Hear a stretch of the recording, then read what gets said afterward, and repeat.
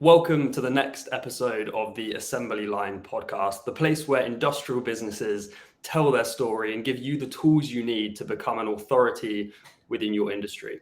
Today, I'm happy to be joined by Chris Ball, former MD of Ascuse and now founder of Forward Thinking East Lancashire and Your Affordable Board. Chris has an industrial and manufacturing background, but has recently pivoted his career towards helping industrial business owners to set their sights on success. It's an absolute pleasure to have Chris on the podcast. Chris, welcome. How's it going?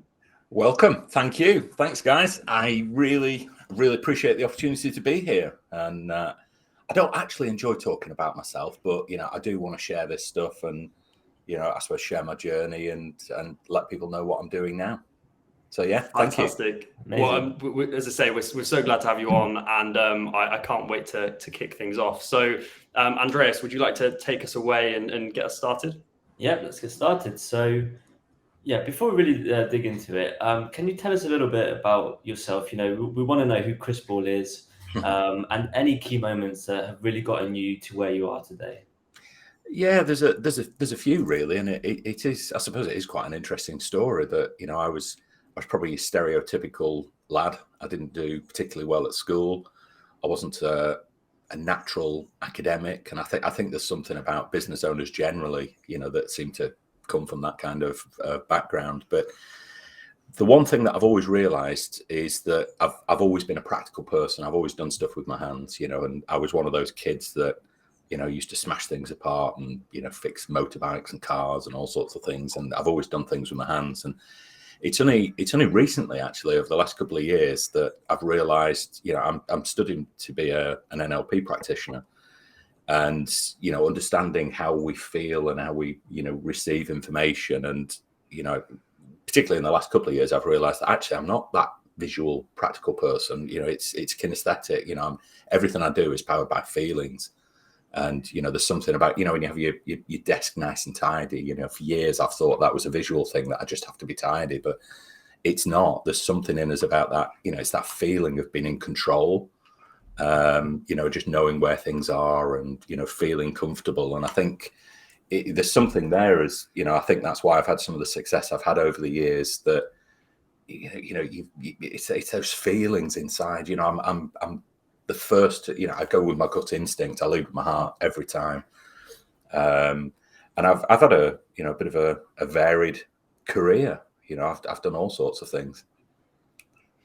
Fantastic. And Chris, just so we can understand, in terms of that career path and that career journey from manufacturing MD to now the sort of business Sherpa, would you mind taking us through that journey, the specifics of what that path has looked like? Yeah, have you got enough time? Well, again, following on from being a practical person, when I was 13, I got my first job on a farm. Actually, I was just a farm hand, and I loved being outside. I loved doing with animals, and that was it. That was my career. That was what I was going to do. So I didn't do particularly well at school. I left there and went to college and started to learn agriculture. And I got bloody good at it. Do you remember Basildon Bond, the paper people? I worked on his estate down in the Cotswolds for a few years. I got a job at 21. I was one of the youngest farm managers in the country. And I got really good at it. But then I realised, actually, I'd moved into the dairy industry by then, and it was killing me. And I'd met my wife at that stage. And, I spent most of my time asleep when I was with her. It wasn't conducive to work, and then I got into sales. So I got into sales, and that's where the manufacturing part came in. So I worked for two big international companies, traveled all over Europe, selling milking machines, of all things. So I still managed to keep that farming connection, but I loved the whole manufacturing process, and being in and around machinery and building things and seeing these things being constructed on farms. And and that changed over the years. And back in, it'd be about 1985, I sold one of the first robots in the UK for milking cows. And again, it's all these practical elements, but now starting to bring a bit of tech in there as well. And I loved how the two came together. And I probably 20 years ago, went into partnership with a guy who was a lot older than me, and we started a new business, particularly to sell robots. And we did incredibly well. We went from nothing to 2.5 million in less than 2 years, and it was a huge success. And I was the one that was going to take over the business, when he retired. And this is where the life lessons and the life experiences kick in, that I begged, stealed and borrowed and remortgaged the house, and walked into his office one day, proud as punch of, right, is this it, we're doing this? And he was like, yeah, sorry mate, just sold it to one of your competitors. They're the first kicks, if you like. So I went away with my tail between my legs, and and it really hurt at that time, and sat there thinking, what do I want to do? BSE was on at the time, mad cow disease, I don't know if you remember that. And he said, actually, no, do you know what? I'm a big believer in karma. What goes around comes around. And I decided that I wanted to change my career. And, I mentioned Sarah, my wife. We'd been together quite a long time by then. And her business her family ran an air conditioning business. It was only a small business, did a couple $100,000 a year, bit of a hobby lifestyle business. And I decided that I wanted to join that.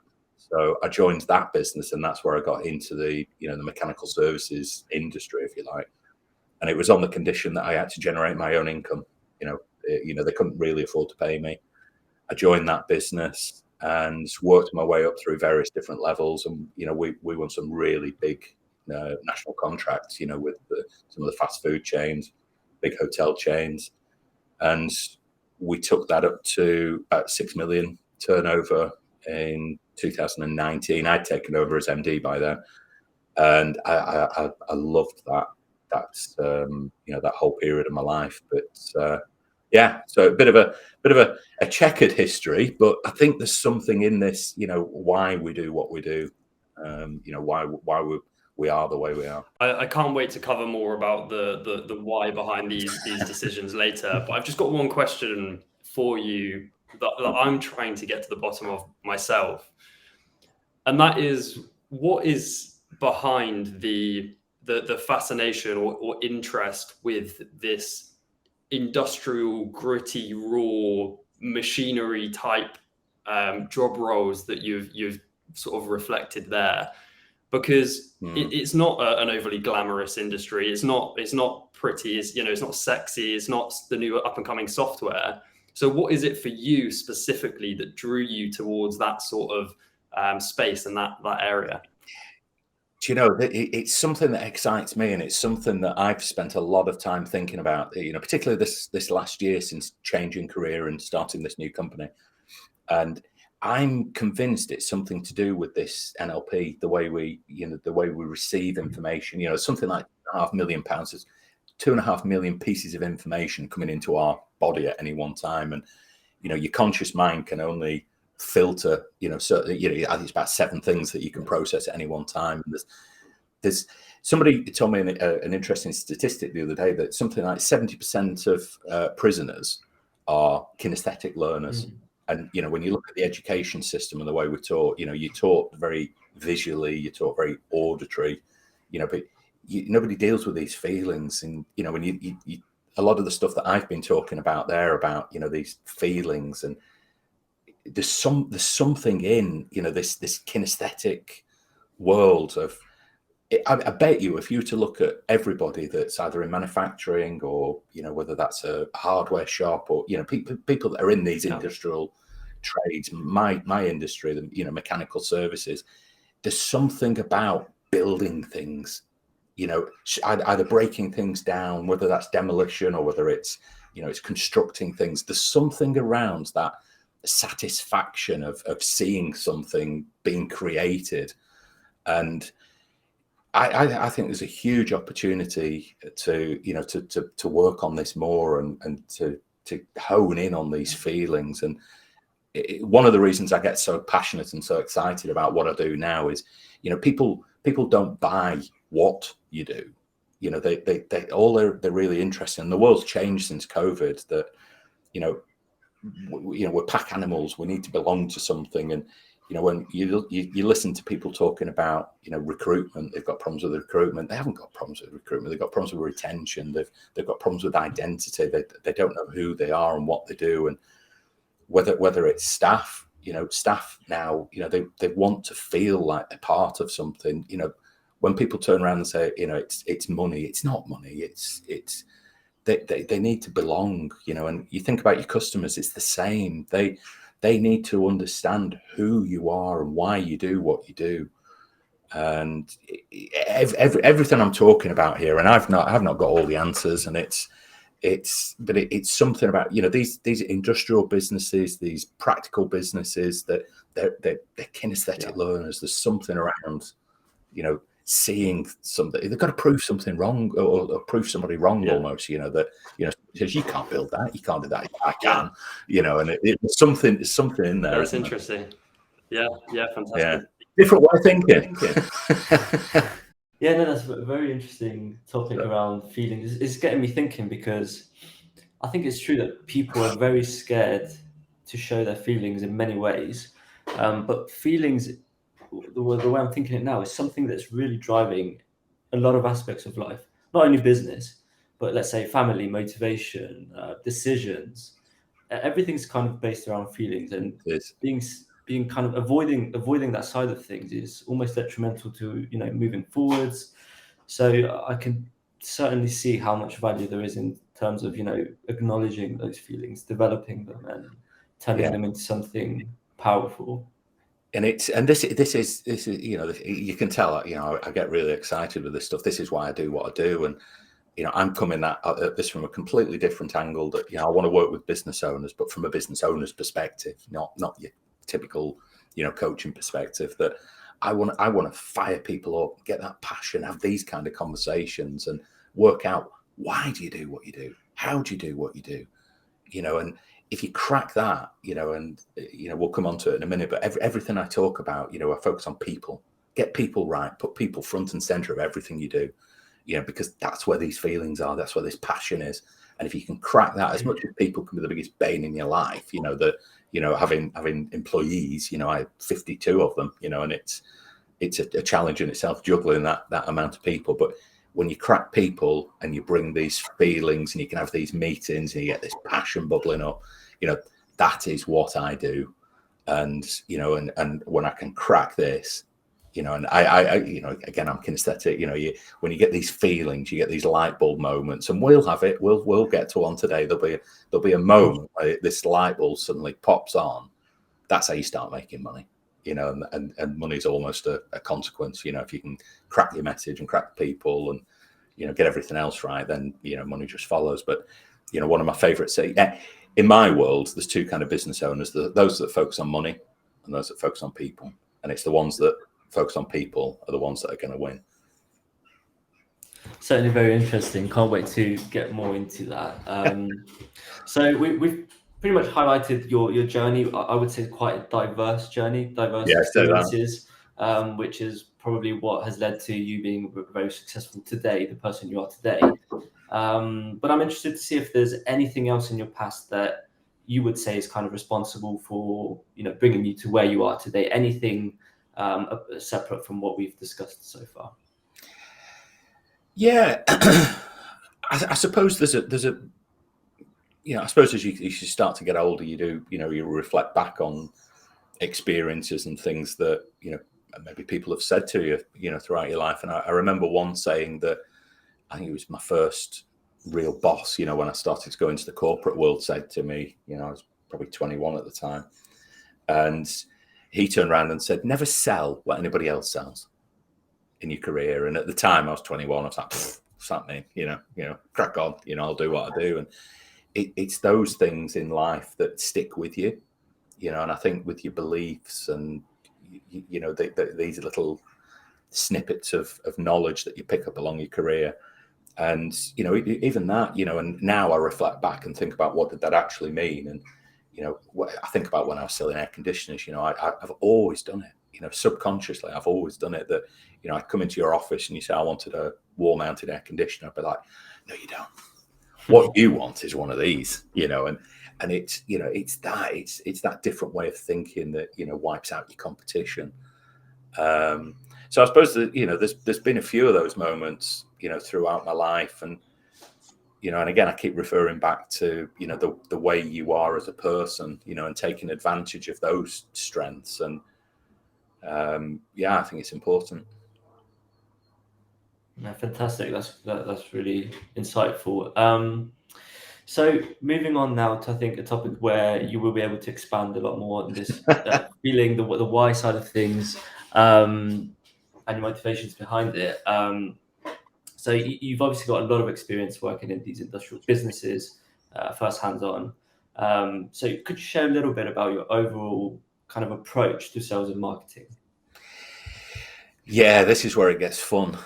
Because it's a lot, and I apologize if I harp on about this, but I'm really passionate about it. But the world has changed since COVID, and people have changed. And when I say that, I mean our own people and our customers, and the expectations of what people want out of sales and marketing are changing too. And unfortunately, I've actually got I work with quite a few sales and marketing agencies, and I think they're starting to struggle as well. But they're not getting the interaction with the customers that they're used to, and the days when you could just start a new ad campaign and SEO, PPC, lead gen, or whatever, they've gone or going.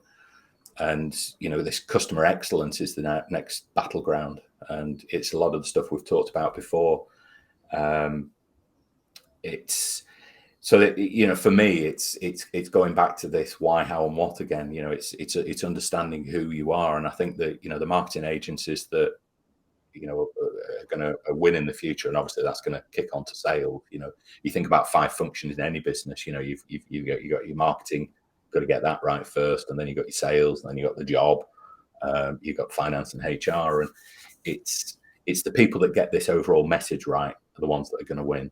And I've spent tens of thousands on marketing over the years and sales, and it's not until you get that message right that you'll crack it. And we all know I'm working with a company at the moment. They've spent tens of thousands on marketing, they've spent tens of thousands on lead gen, and none of it's working because it doesn't resonate with people anymore. You've got to get some of the stuff that we've been talking about, this passion and feelings, that you can get that right. And I think that's why there's such a big opportunity for what I do now. And I have I call it one of my superpowers. I can get this out of people. You get that right, and you put that with the right marketing agency. That's when you start to make traction, start to make headway. Certainly. But I just got a question that popped in my head. And since we've discussed that it's quite, difficult talking about emotions and, getting it, let's say, out of people, what are some of the challenges you've had in terms of getting, kind of buy-in from the whole business itself? Because, someone might resonate with the idea of, discussing the why, how, what, but certainly other people might be more less receptive to doing so. Are there any challenges around the getting alignment within teams to do so?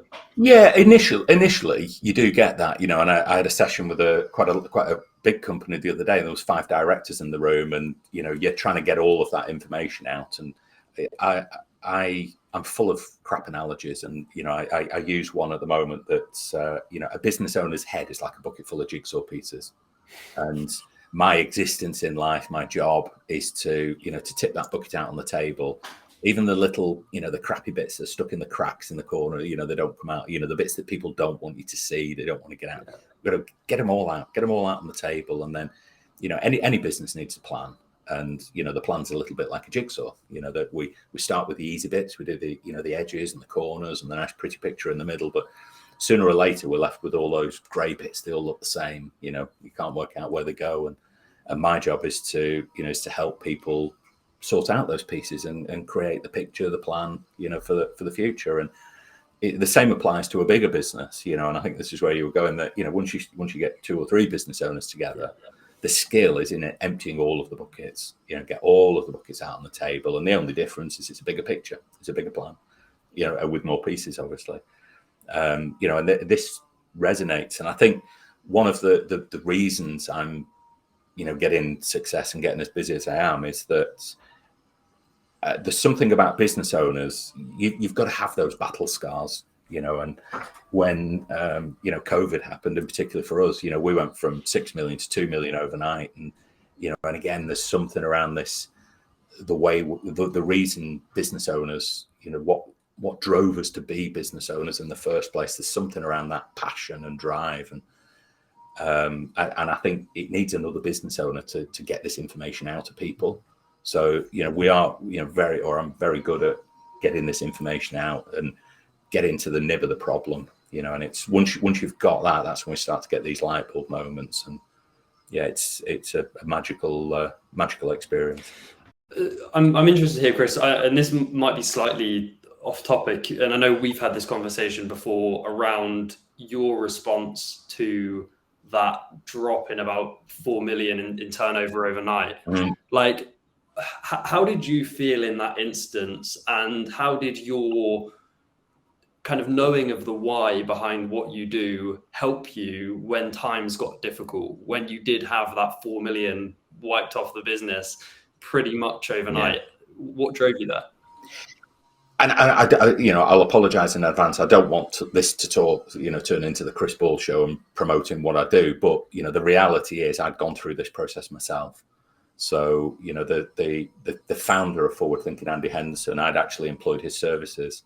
So back in 2019, I was in a bit of a dark place, really, that, I was struggling myself, and if I showed you a picture of what I looked like then, I was 2 stone heavier. I've got high blood pressure. I was doing everything myself, micromanaging everybody, grey, absolutely grey, bloodshot eyes.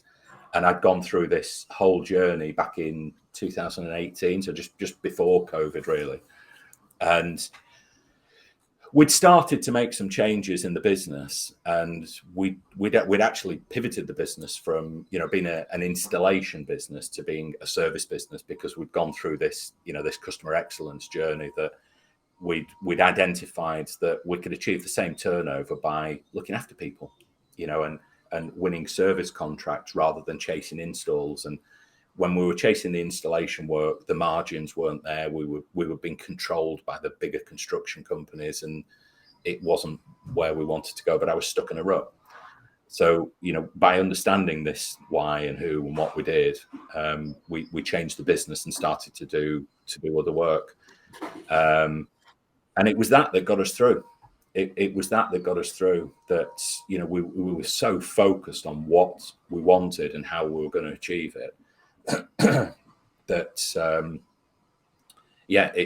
it changed our life. And once you know what you do and how you do, you know who you're doing this for. And I think this is where a lot of, particularly in that industrial industry, people do get stuck in a rut and they just keep doing things the same way. And I know, we've had conversations about, imagine a little Arkwright's hardware store. They can't compete with the big boys, but they seem to be in this fixed mindset that they have to compete and moan about why they're not winning. And I think that's where, when you look at what's going on in the world at the moment with AI and how marketing's changing and how people are changing, and I know it's what you guys are doing. We've got to somehow bring all this stuff together and, bring these feelings up there, and let's get into the 21st century with the way we do marketing and talk to the right people. Yeah. And I really admire what you two are doing, and I think it's got a huge potential to allow these underdogs, because let's face it, even £6 million turnover, I wasn't a big company. I was one of the underdogs, and why can't I be in the same arena as some of these other your B&Qs or Screw, whatever the big chains, and the same applies for how many electricians do we know, plumbers, whatever the industry, whatever the trade, but data is going to be key. When we start to think about this customer excellent journey, if you can harness the power of AI and capture this data and use this data and, and bring that, with some of the stuff that you're doing, you who you're talking to with whatever platform that is. And the mind boggles, and I could talk about this for hours. Yeah, it's such an interesting space, I think. And we went obviously towards the sales and marketing side there. I think one of the ways that these businesses can almost differentiate themselves and stand out from those big guys is their story and telling their story in a way that gets customers on side with them. So I'm interested to hear from your perspective, like what are some key sort of sales and marketing strategies that specifically industrial businesses might not have been looking at 5, 10, 20 years ago, but now they've become an essential part of what they do? You know, what do some of those look like? Again, you know, I think one of the biggest thing I'd say is people. You know, it's got to be people. But, you know, that aside, we've talked about that a lot, you know, and we've talked about who and why and telling that story, you know, and that's what people will buy. But I think for me, and I've been through this myself, one of the biggest fears is people are scared. People are scared of spending money, particularly when it comes to marketing, you know, and how many times do you get it? You know, it's like, well, what guarantee have I got that this is going to work? How do I know this is going to work? And that aligns with what I do, really. And, you know, I have another one of my strap lines that, you know, I can give you the cast iron belief that your success is inevitable. And that's where, if I can create that belief and I can encourage you to work with a marketing agency because we know exactly who we are, we know exactly what we do it for, we know exactly who we do it for. That's where I see this alignment, you know, with marketing. And it's a tool that nobody uses. You know, everybody's fixated on the traditional way of doing things, that, you know, I need to do SEO, I need to do PPC, I need to rebrand. And does that make sense? You know, absolutely. It is one of the big differences there is that, like, it's absolutely a tool. And I think, like, there's many, how I like to think about it is, you know, maybe you've got like a toolbox, you've got your SEO, which is your hammer, you've got your email marketing, which is your screwdriver, you've got your website, which is your drill, like you've got all of these different tools, but they're treated by industrial businesses as almost like a pick a mix type box that they can just select tactical activities from based on what they think they might want to be doing at any one time, or based on what they're told they should be doing. What they're told to be doing.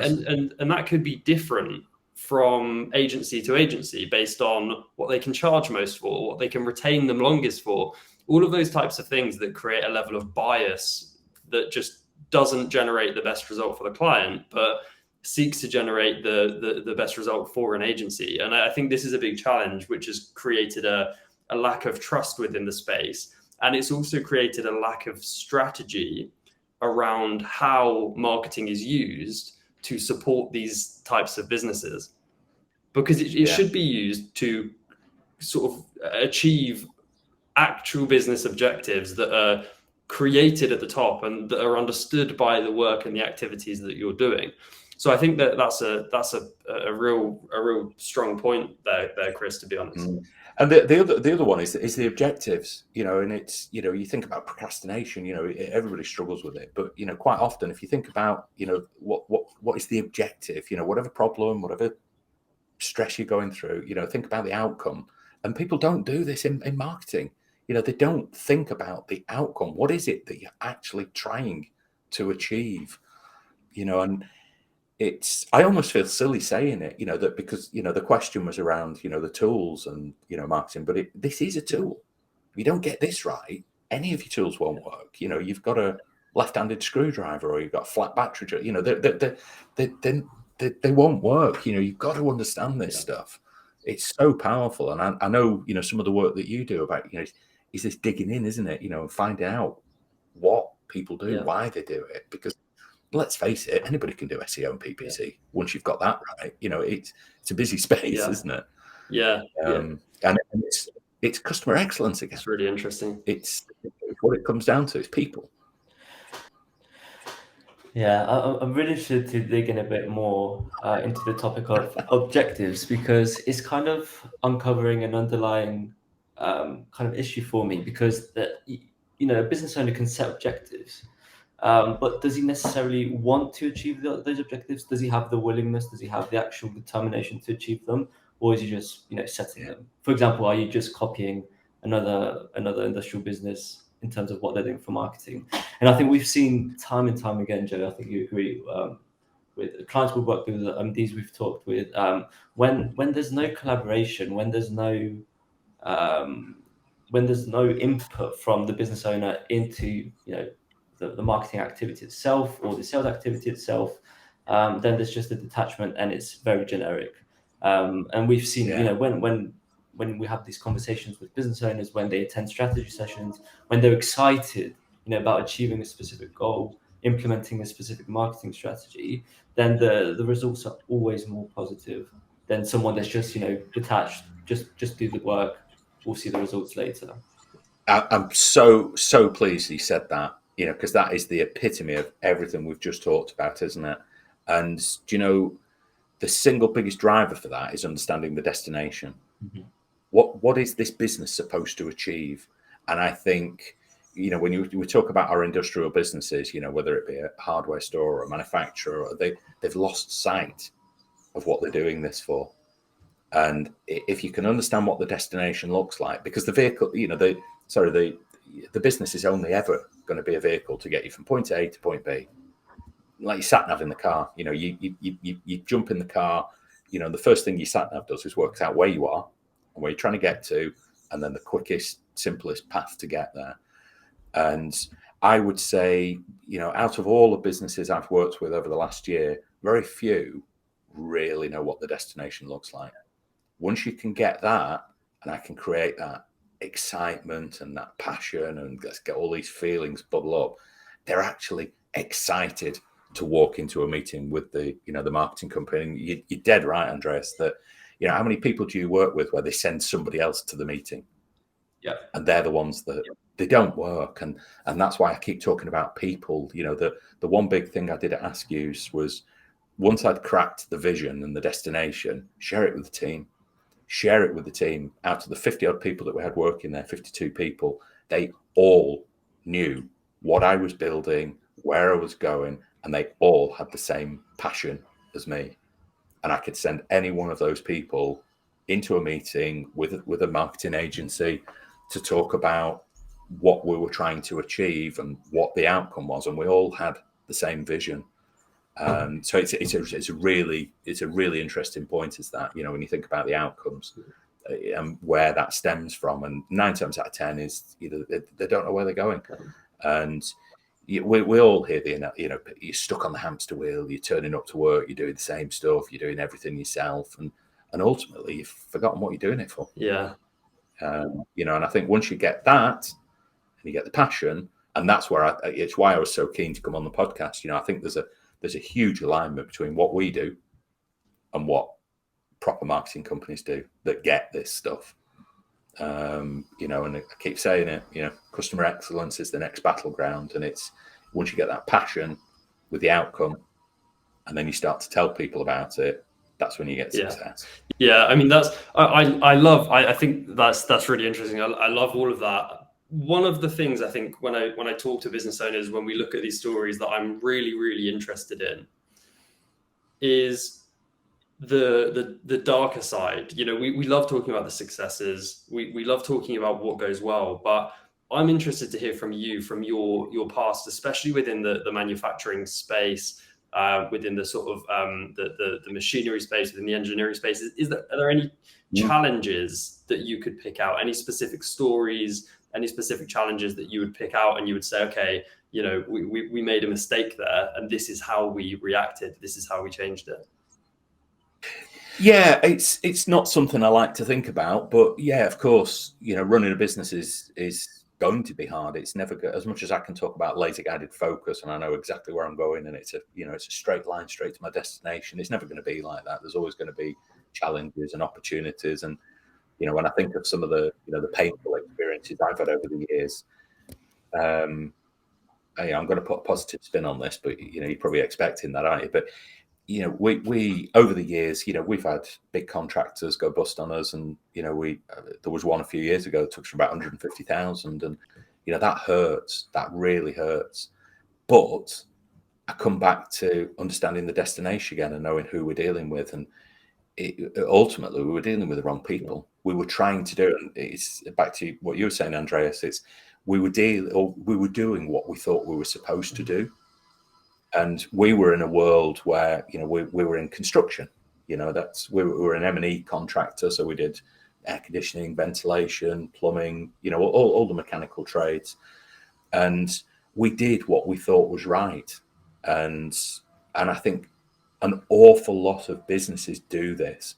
And I think they create their own suffering because they do what they think they're supposed to do. And, putting my positive spin on things again, I think this is why it's so important to understand who you are and what you do. And you actually create your own destiny. And I think you'll have an awful lot less problems.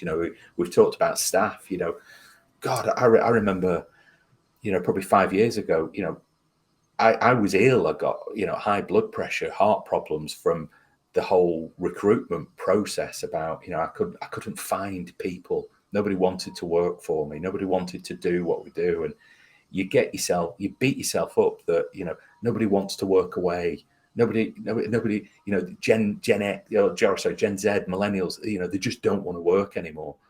And you're just getting this spiral of beating yourself up constantly, and you lash out. You go to recruitment companies, and before you know it, I think I probably spent 70 grand in recruitment fees one year trying to find these people.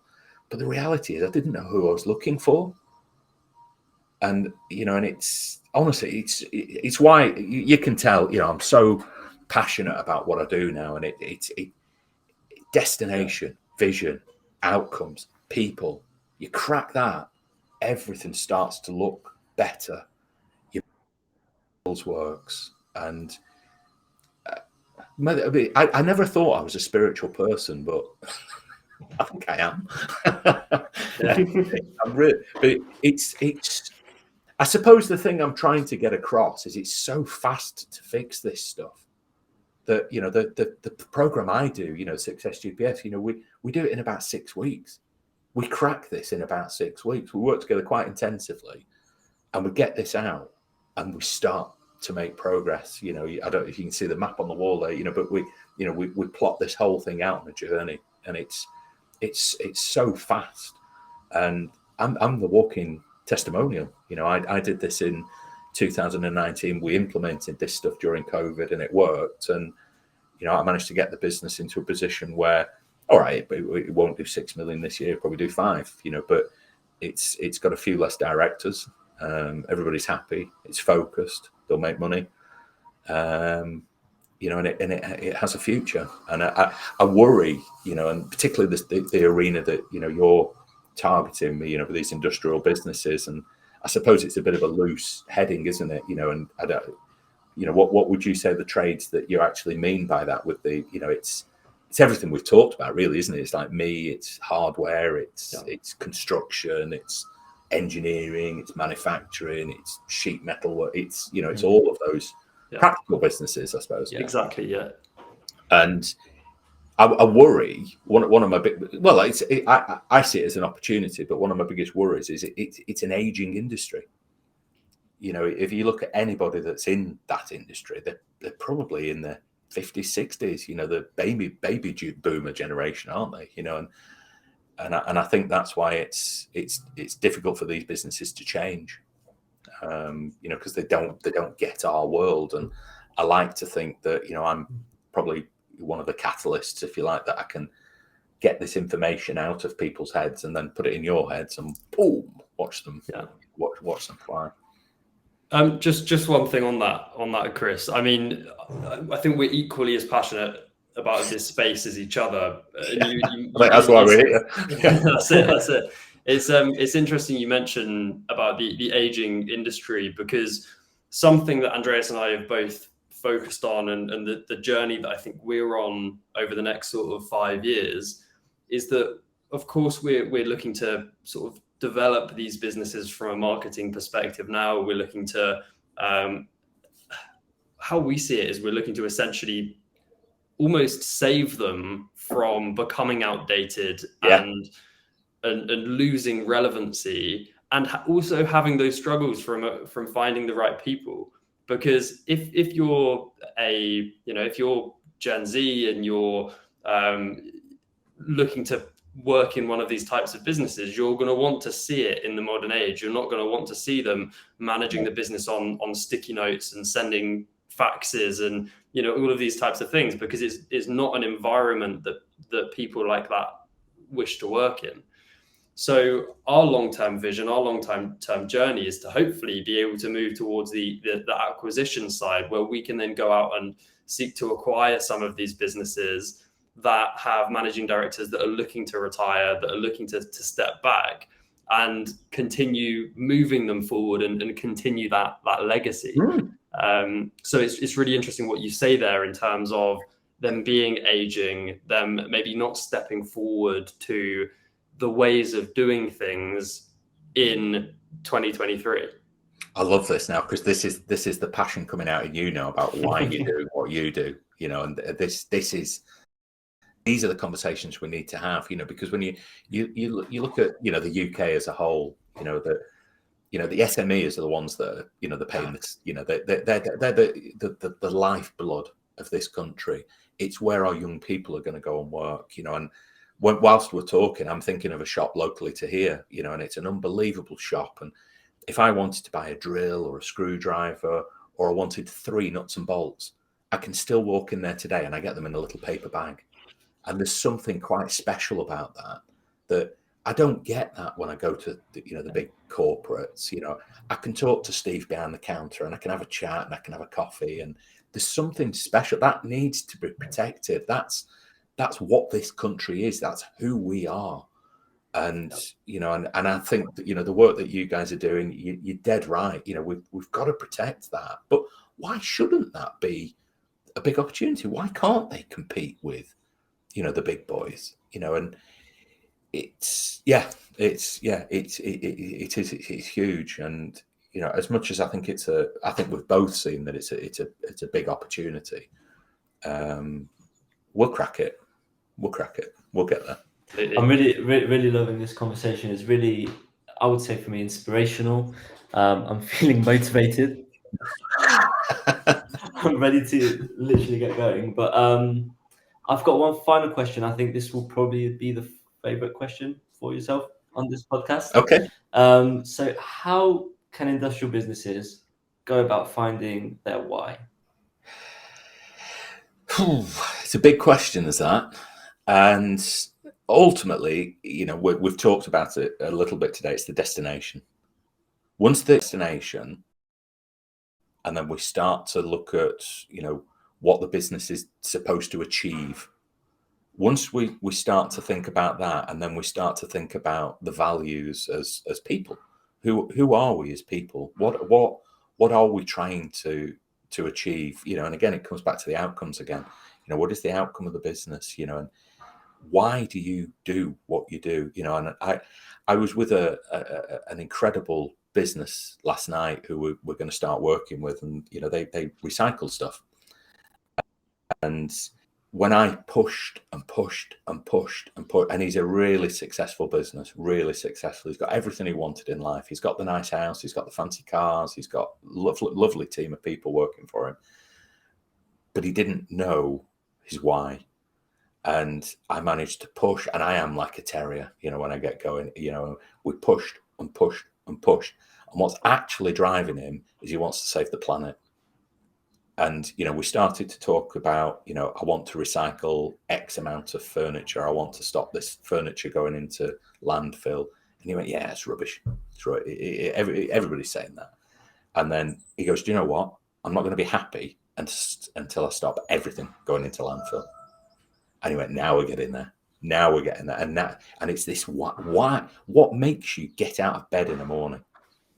And these are the kind of questions, and they probably are selfish questions, but once you get that, and this is, I suppose the epiphany for me, when I realized that I changed Askew's, and you think, actually, I want to do this again.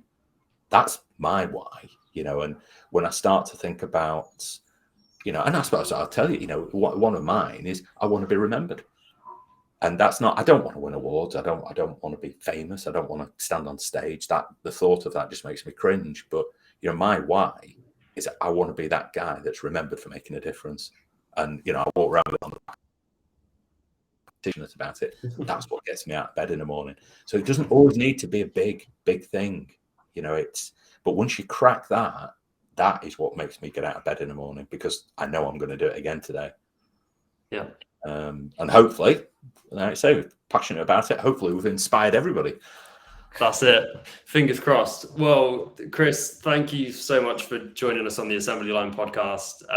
Thank you. Tell the audience where they can find you, where they can find out more about your affordable board and Forward Thinking UK East Lancashire. Well, thank you. So you can see at the bottom of the screen there, I call myself a Sherpa guide. I'm not a business coach. I'm not a mentor. I'm not an advisor. Probably a mix of all three, really, but business owner with a few battle scars. So you can find me on the website at forwardthinking.ltd. You can see me all over Facebook and LinkedIn. I've gone from this guy that was invisible for the last 20 years to now, everywhere on LinkedIn. Hopefully we'll see the podcast go out. So I'm sure you'll put some details on there with your connection. Absolutely. But yeah, if you look for me, I'm around. Chris Ball, Sherpa Guide. Company's called Forward Thinking. And if anybody wants to try your affordable board, we haven't actually mentioned that, but I want to bring business owners together. And instead of walking into your typical networking event going, yeah, everything's fine, but I could just do a bit more work, I actually want people to walk into a room and go, do you know what? It's a bit shit. I actually need some help. And this is where the nice side of human nature comes out, that you get 25 other business owners, put their arm around, what do you need, sir? I'll help you. So that's something. So watch this space. That's growing quite quickly with about 70, 80 members now. And we're spreading out. We're down the M65 corridor at the moment. We're coming to Manchester soon. We're going to Lancaster. It's a magical thing. Fantastic. Well, thank you. Thanks, guys. I've really enjoyed talking to you. Likewise, Chris. Appreciate you having on, and we'll speak again soon, I'm sure.